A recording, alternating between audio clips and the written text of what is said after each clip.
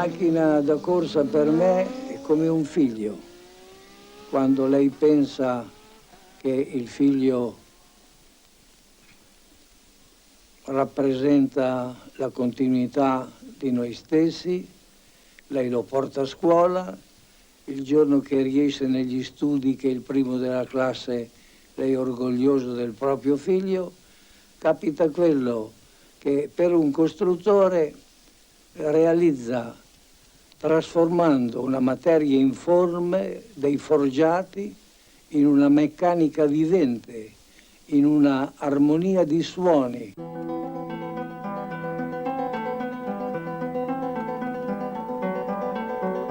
Scattano i bolidi del Gran Premio d'Europa sul circuito di Reims. Siamo nella terra dello champagne ed è come se avessero messo quello nei serbatoi delle loro vetture i piloti che si lanciano a 210 all'ora sul circuito più veloce d'Europa. Nulla da fare contro Brooks, inafferrabile alfiere della corsa sulla sua Ferrari numero 24. Ecco un uomo abituato a vivere ogni giorno a contatto con il coraggio, il suo e quello dei suoi clienti. A Liverpool Brooks fa il dentista. Con il dentista Tony Brooks si chiude l'epoca dei piloti non professionisti. Il suo matrimonio con un'italiana, Pina, fu un evento per i giornali dell'epoca, ma Ferrari non apprezzava l'eccessiva prudenza di questo inglese, che pure vinse nel 59 per Maranello 2 corse in Francia e Germania, terminando secondo nel mondiale.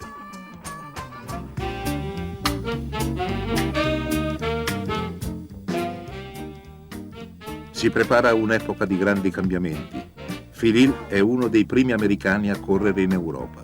Era stato un buon meccanico, si rivela un pilota solido e redditizio. Ma non avrebbe vinto nulla se la Ferrari non si fosse finalmente decisa ad adottare le soluzioni tecniche già sperimentate con successo dagli avversari inglesi. Motore posteriore e freni a disco. La nuova Ferrari 156 vince, porta a Maranello nel 1961 5 vittorie e il titolo mondiale di Hill. Auto sempre più veloci che correvano ancora sui circuiti degli anni 30. Era facile finire nei prati, come accade qui a Graham Hill al Nürburgring. Si deve lottare contro piloti come Stirling Moss, qui con la sua Lotus. A Reims debutta e vince la sua unica gara Giancarlo Baghetti. Phil Hill, che voleva salire in macchina completamente inzuppato d'acqua, trionfa a Monza davanti alla Porsche di Garney, in una gara che costituì una delle pagine più tristi nella storia dell'automobilismo italiano.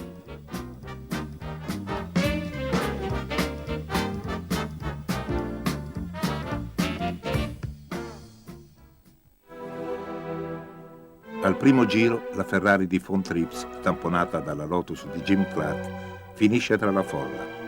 Muoiono 14 spettatori e il campione tedesco.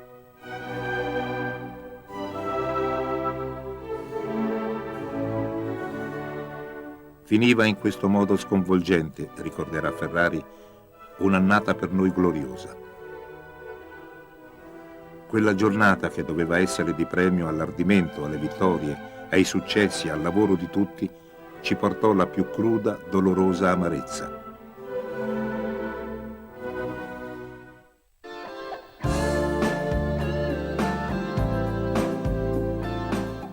L'uomo della svolta tecnica fu un esuberante ingegnere toscano, Carlo Chiti.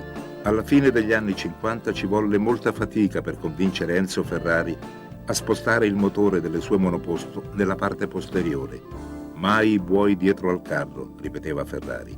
Chiti, dopo il mondiale di Hill, lasciò Maranello e al suo posto venne chiamato un giovane tecnico, Mauro Forghieri.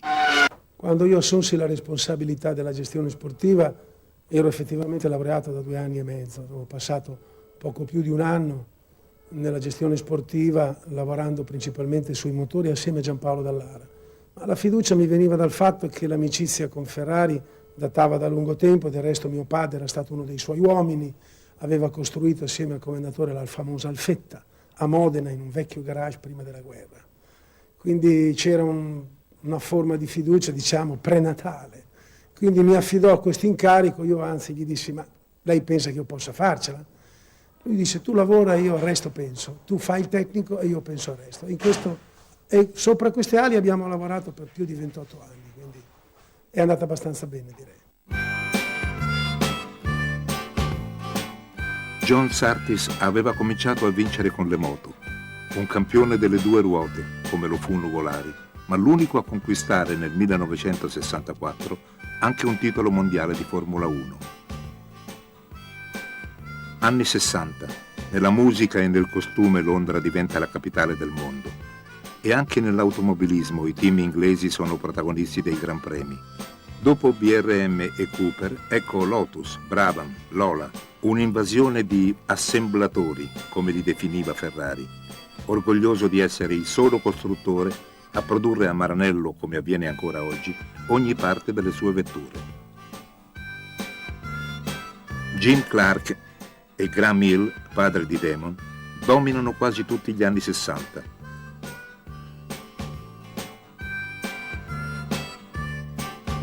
La Ferrari è più impegnata a consolidare il suo mito nelle grandi corse di durata che nella Formula 1. Dopo il titolo di Surtees, per Maranello si apre un periodo difficile. Surtees era un grande motociclista.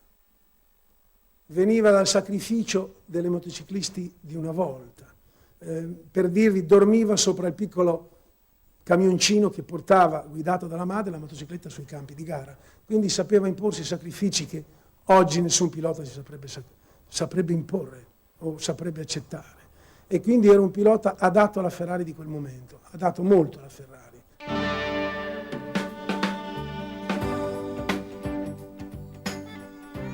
«1965, nessuna vittoria. 66, 2 vittorie. 67, nessuna vittoria. 68, una vittoria. 69, nessuna vittoria. Sono anni di delusione per i tifosi della Ferrari, che si consolano con i successi alla Targa Florio nelle 24 ore di Le Mans o a Daytona. In Formula 1 sono gli anni d'oro della Lotus e di Jim Clark, che morirà nel 68 in una gara di Formula 2 a Hockenheim. Si fanno largo nuovi piloti destinati a diventare costruttori, come l'australiano Jack Brabham. L'ex boscaiolo Ken Tyrrell diventerà uno scopritore di talenti. Dopo la vittoria di Scarfiotti, l'ultima di un italiano a Monza, nella scuderia modenese emerge con sempre maggiore sicurezza Lorenzo Bandini, un ex garzone meccanico già diventato famoso per le sue vittorie al volante delle vetture sport. Il 7 maggio del 1967 a Montecarlo era partito in prima fila a fianco di Brabham. Fu una corsa massacrante, prima in testa, poi all'inseguimento di Halm. All'82esimo dei 100 giri del Gran Premio, la Ferrari numero 18 sbanda alla chicane del porto, si capovolge, si incendia.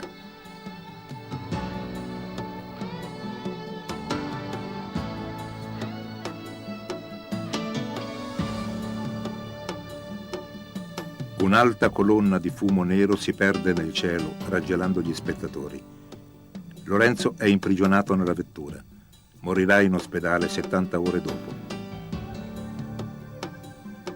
Il fuoco, l'eterno nemico della Formula 1.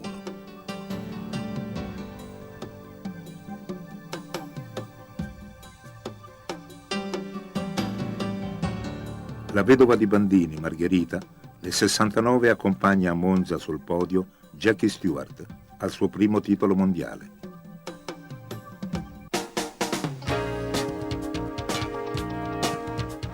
Pierino il Terribile, così Ferrari chiamava Jack Hicks, che per 4 anni inseguì il titolo mondiale senza raggiungerlo mai.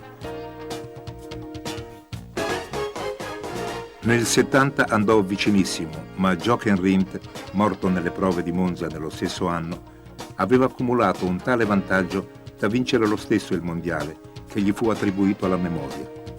La gara di Monza andò a un giovane ticinese, il cui nome resterà legato per anni alla Ferrari, Clay Regazzoni.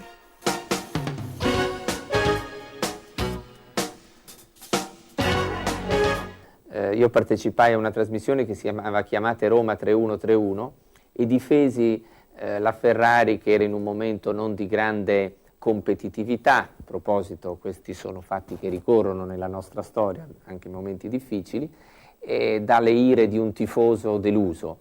Ferrari si collegò direttamente via telefono, mi invitò a Maranello, lì ci conoscemmo e mi offerse di venire a lavorare con lui. Da lui ho imparato fondamentalmente la grande capacità di guardare avanti, di pensare al futuro, di motivare al massimo gli uomini e poi una grande totale passione che sfiora la dedizione al lavoro e alla voglia di vincere. Io conosco Luca da 73, noi due capisce bene le nostre amicizie e io quando parlo con lui capisce in 3 secondi cosa vuoi e io rispondo e dopo tutto funziona bene. Lauda è un ragazzo intelligente che quando correva era un tutt'uno con la sua macchina e la sua squadra, quindi molto coinvolto nelle decisioni tecniche, nella messa a punta, nello sviluppo della vettura. Molto veloce, ma non un pilota che non tenesse conto delle tattiche di gara, dei momenti in cui uno doveva spingere al massimo e dei momenti in cui uno doveva controllare gli avversari. Un pilota molto corretto e per me una persona, oltre un amico, con cui ho condiviso dei momenti di grandissima gioia. E lui è sempre uguale. Luca è una persona con molta emozione, sei molto italiana e questo è molto importante, perché le sue emozioni spinge il team avanti, anche poche difficoltà con le sue emozioni. Lui è una persona, io conosco molto bene, per me non c'è un problema. Quando uno non conosce, Luca va molto forte a dire le cose. 4 minuti, 3 giri.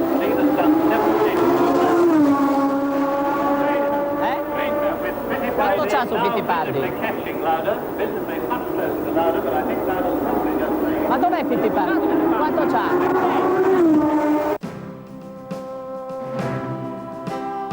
Clay Regazzoni e Niki Lauda, 3 anni insieme.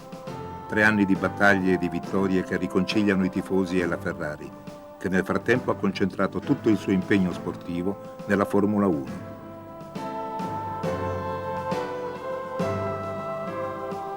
Lauda è quasi sconosciuto quando arriva a Maranello, ma in poco tempo si conquista il rispetto di tutta la squadra.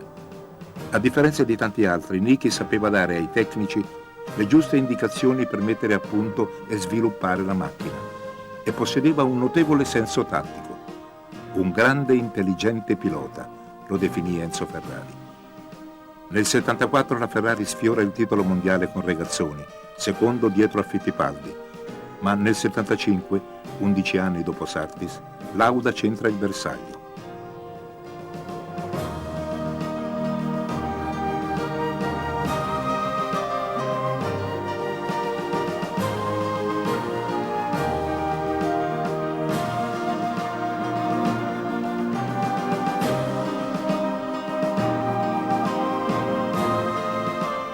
È un anno trionfale per la Ferrari. L'austriaco vince 5 volte, Regazzoni una, a Monza, nella stessa gara in cui Niki diventa campione del mondo.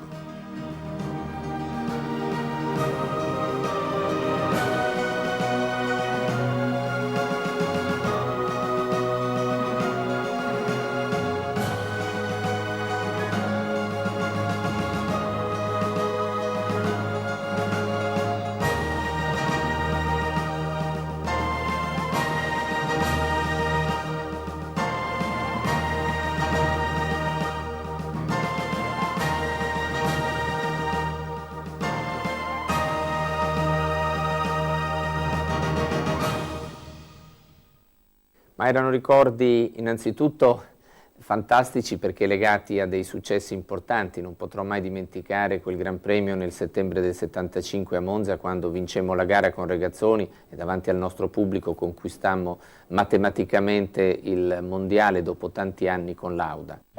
Di Lauda credo che ne abbiano parlato tutti abbondantemente. Io posso dire che era indubbiamente un uomo estremamente speciale. Quando venne da noi era un ragazzo che non aveva delle cognizioni tecniche e non aveva cognizioni di lavoro, ma ha imparato tutto e rapidamente con un sacrificio incredibile ed è diventato un grande pilota che ha saputo insegnare agli altri cosa vuol dire vincere un campionato del mondo. Lauda è stato anche l'uomo che ha saputo creare assieme a Clay, ragazzoni, una squadra direi incredibile, perché si integravano a vicenda. Uno un grande tattico, l'altro il guascone che andava all'arrembaggio e che qualche volta sapeva sostituirsi al capitano di squadra. Erano troppi anni che non si vedeva sulle piste una Ferrari con il numero 1. Ma la stagione del 1976, che era cominciata in modo trionfale per Lauda, Regazzoni e la Ferrari, ha una drammatica svolta sul circuito del Nürburgring in Germania.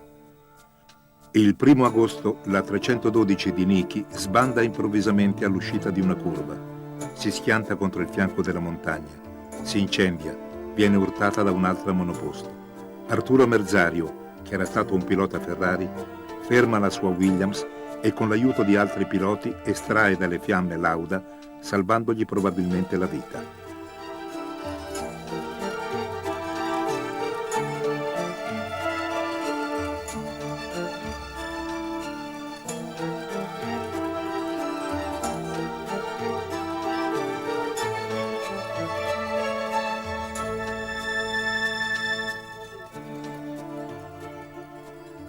Dopo 40 giorni a Monza, Lauda è di nuovo pronto a scendere in pista. Sul volto i segni delle fiamme. A chi gli chiede dell'incidente risponde: non ricordo più nulla.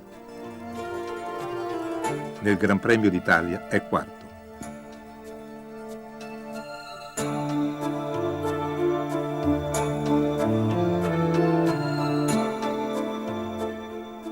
Nel mondiale si fa avanti James Hunt, che qui vince in Olanda.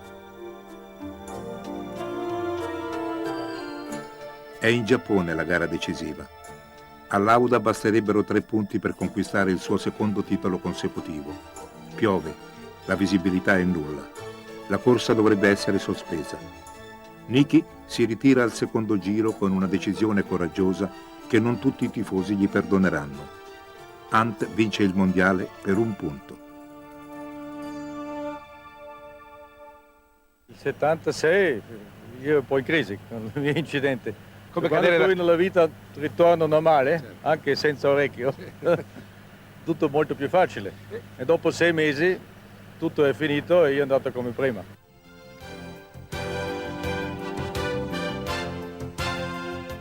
È un campionato combattuto quello del 77. In Formula 1 ci sono importanti novità, come le Lotus a effetto suolo e il motore turbo della Renault. In Ferrari a Regazzoni subentra l'argentino Reutemann e Lauda mette in evidenza un'altra delle sue grandi doti, la capacità di finire le corse, di portare a casa punti. Primo in Sudafrica, Germania e Olanda, secondo a Long Beach, Monaco, Belgio, Inghilterra, Austria, Monza.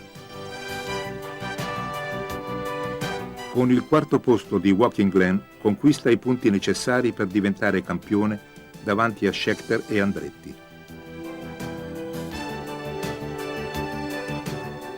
«15 vittorie, decine di piazzamenti, 2 titoli mondiali. Nessuno con la Ferrari ha finora fatto meglio di lui».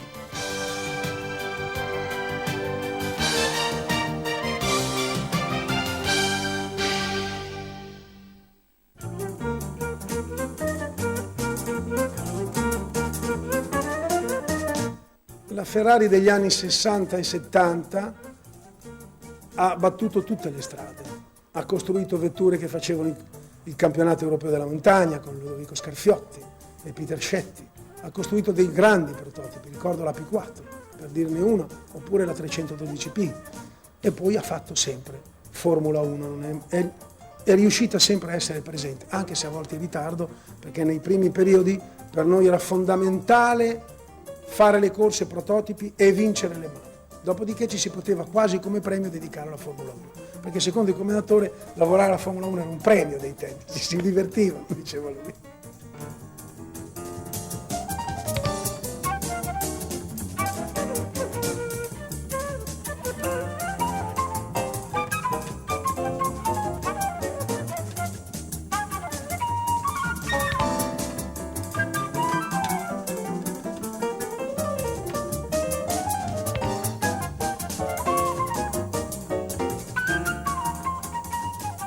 c'è maggiore difficoltà nel disegnare e progettare dei prototipi di alto livello, perché nei prototipi di alto livello ci sono aspetti che rappresentano la durata e quindi la gestione della macchina. La Formula 1 indubbiamente è l'espressione suprema dello sprint, via 1, 2, 3, chi è più veloce vince. Nei prototipi invece c'è una gestione tattica, c'è una gestione di più piloti che usano la stessa macchina, bisogna sapere vincere anche risparmiando, cosa che non è della Formula 1.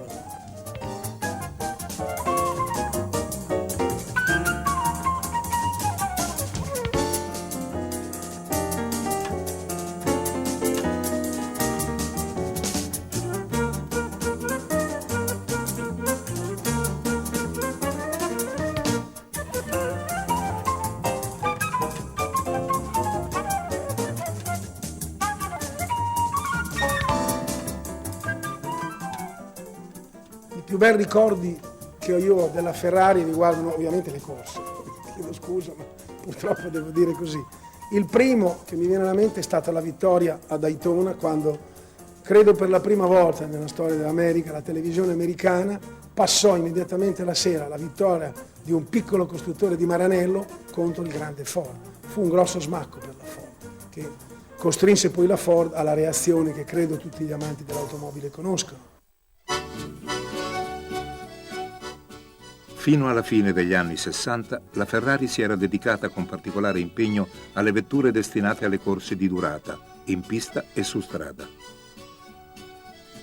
Era quello il terreno sul quale un piccolo costruttore poteva misurarsi con le grandi industrie, Mercedes, Jaguar, Ford, Porsche, General Motors.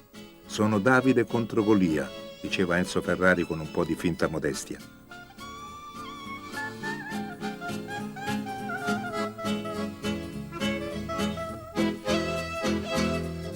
In quelle gare spesso correvano vetture destinate alla normale produzione e a diventare oggetto di culto.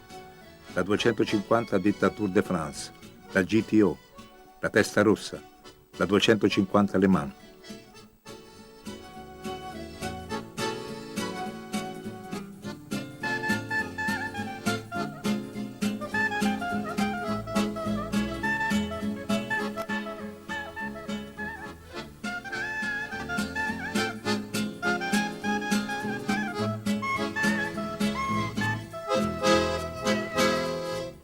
Se non riesci a batterli, comprali, dice un famoso slogan americano che la Ford capovolse.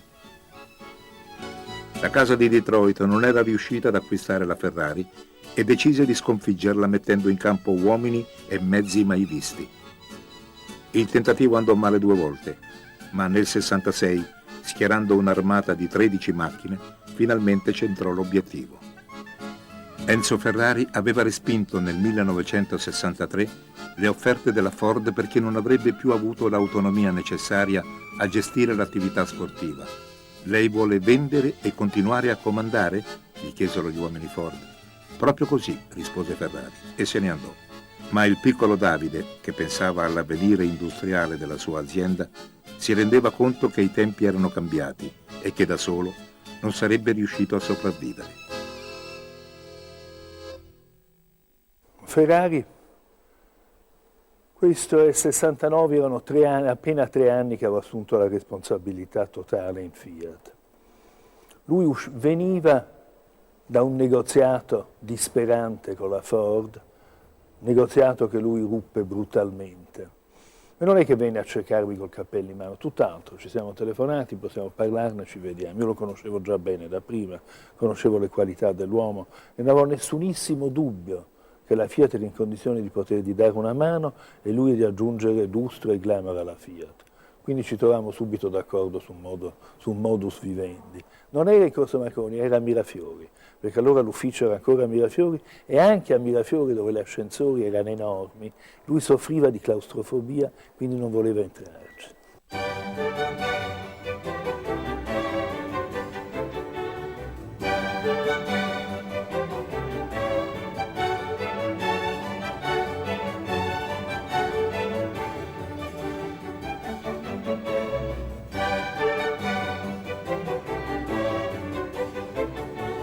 La Fiat ha sempre lasciato la Ferrari completamente libera delle proprie scelte e ha fatto bene tenendo conto delle caratteristiche molto speciali delle vetture, dei clienti, della fabbrica Ferrari molto diversa da quella della Fiat. Però è sempre stata vicino e qualunque cosa la Ferrari abbia avuto bisogno in termini di laboratori, in termini di supporto tecnico, in termini anche di aiuto di uomini, lo ha sempre fatto. E quindi diciamo, credo che per un'azienda di grande prestigio ma di piccole dimensioni come la Ferrari sia molto importante sapere di avere alle proprie spalle degli azionisti e un'azienda come la Fiat.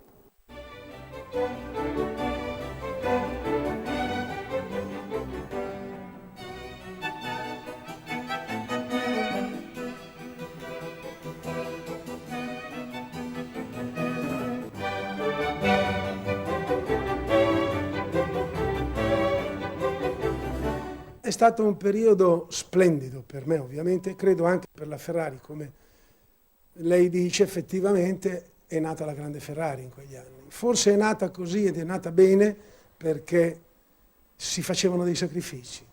Era un periodo duro, l'arrivo della Fiat ci sollevò moltissimo perché ci permise delle cose che altrimenti non ci saremmo permessi, ma soprattutto fu un far nascere la Ferrari umanamente. La grande squadra dei meccanici Ferrari nacque in quegli anni e li cambiamo tutti con il commendatore, erano giovani e sono venuti su con la mentalità degli anni 60 e 70, erano ancora gli anni dei sacrifici, ma sono nati dei meccanici splendidi, dei tecnici ancora migliori.